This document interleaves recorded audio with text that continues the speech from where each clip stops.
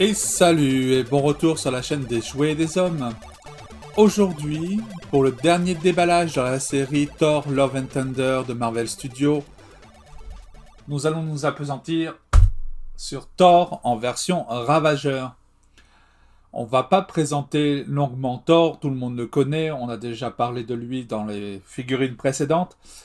La particularité de cette version-là, c'est, on va dire, l'habit de Thor après avoir visiblement perdu sa bedaine, lorsqu'il fait partie du groupe des Gardiens de la Galaxie mené par Star-Lord. Donc on le voit dans la bande-annonce, le reveal de son nouvel habit, lorsqu'il enlève sa grande cape et que celle-ci retombe sur le visage de Star-Lord. Je suis vraiment impatient de voir ça, ça a l'air très très drôle. Donc, on est en présence d'une boîte Marvel Legends. On va assembler la figurine de Korg, 4 ans et plus. Il n'y a pas de mention de petites pièces à risquer d'avaler.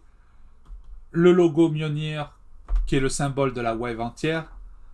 Marvel Legends série, le personnage avec ce qui va avec. Marvel Studios, Thor, Love and Thunder, Ravageur Thor, le logo Hasbro. L'illustration de Chris Hemsworth. La même illustration de Chris Hemsworth en mode fâché, prêt à taper. Une petite biographie rapide.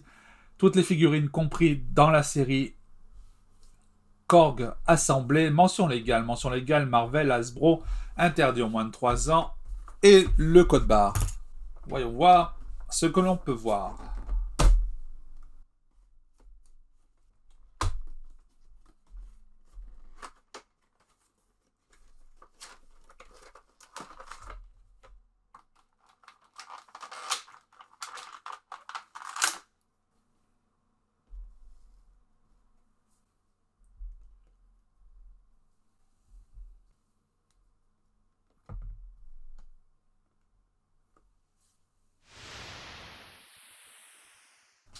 Dans la boîte, nous avons donc notre figurine, le deuxième bras de Korg, et enfin Stormbreaker, l'arme de Thor.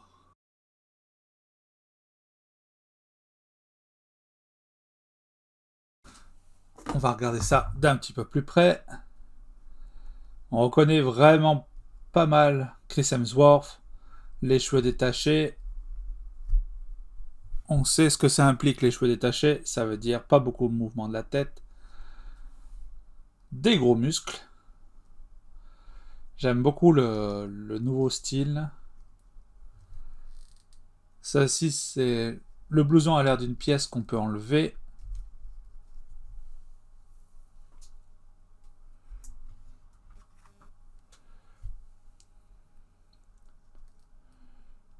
J'aime beaucoup le design sur le t-shirt. C'est dommage qu'ils ne viennent pas avec la casquette qu'il a dans le trailer qui marque The Strongest Avenger. J'aurais trouvé ça absolument génial.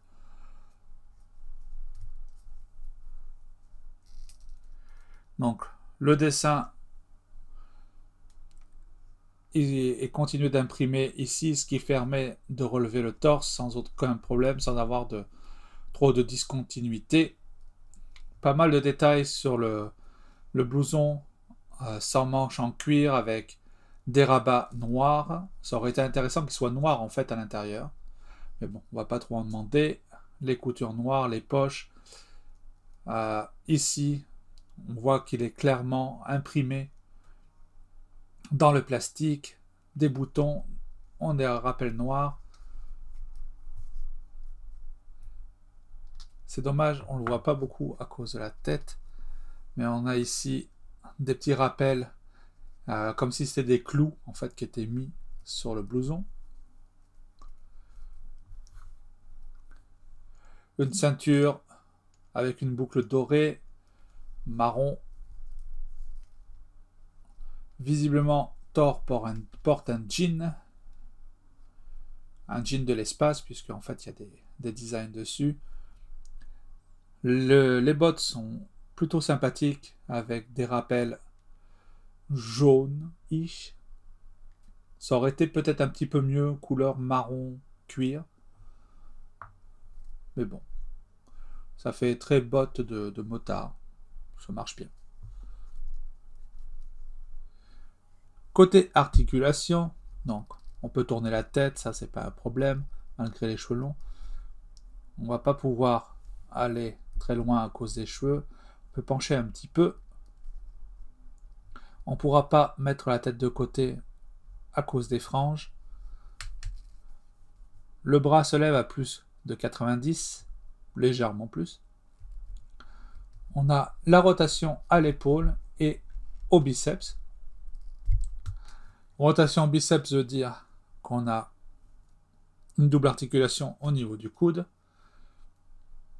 rotation du poignet et la possibilité de mettre la main en haut et en bas. Pas d'articulation papillon, malheureusement. L'articulation au niveau du torse est relativement simple, c'est haut et bas, pas d'articulation boule. C'est dommage, personnellement c'est celle que je préfère parce qu'elles sont les moins visibles. On a la rotation au niveau des hanches. On a la rotation au niveau de la cuisse. Thor est très souple, il peut égaler pratiquement Jean-Claude Van Damme. On ne peut pas aller en arrière avec la jambe à cause du fessier. Par contre, on va pouvoir aller en avant. Double articulation du genou. On ne peut pas aller se taper les fesses, c'est dommage.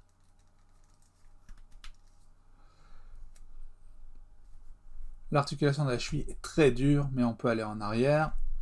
On peut aller en avant. On peut faire la rotation ou le pivot sur le côté.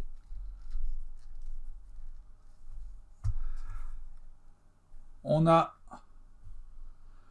une version de Stormbreaker livrée avec, qui est un peu mieux finie en fait que l'ancienne, parce qu'on voit clairement qu'il y a deux tons, un ton vraiment métallique sur la lame et puis un ton beaucoup plus gris, basique sur le reste. Donc c'est bienvenu.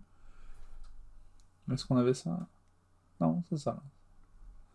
Quand on regarde cette version-là, c'était vraiment un seul gris métallisé comparé à celle-ci.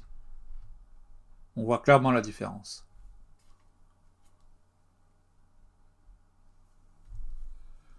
Comme d'habitude, on peut le loger dans la main sans aucun problème.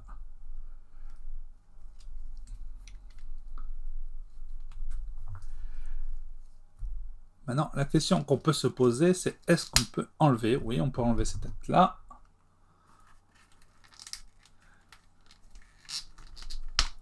Celle-ci aussi. Et donc, on peut avoir un Thor en armure non casqué, sans aucun problème.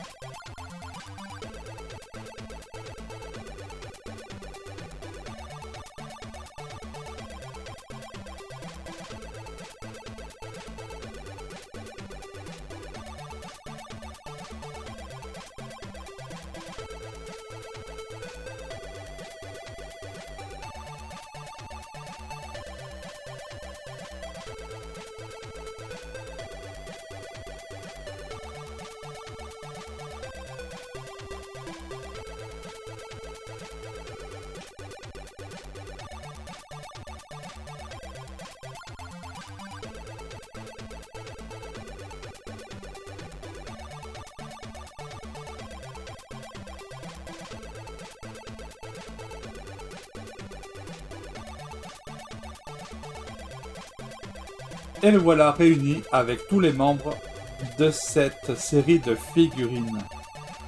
C'est une bien belle série, encore une fois. Ça fait 3 séries où vraiment on est gâté. On a eu les Eternals, où toutes les figurines étaient un petit peu différentes et vraiment bien réalisées. Nous avons eu celle de Doctor Strange, qui était, à part 2 petites figurines absolument remarquables. Et j'avoue que celle-ci est vraiment chouette. On peut noter, comme d'habitude, le manque d'accessoires. Par exemple, on aurait aimé une main ouverte pour ce Thor, puisqu'il n'est pas forcément toujours armé. Mais malgré tout, on n'est pas à plaindre, on a vraiment des belles figurines. Sur ce, je vous laisse, je vous dis à bientôt. N'hésitez pas à faire un petit pouce en l'air si vous avez aimé la vidéo, à vous abonner, laissez-moi un commentaire. Et on se revoit très prochainement pour assembler Korg sur la chaîne des Jouets des Hommes. A bientôt, bye bye.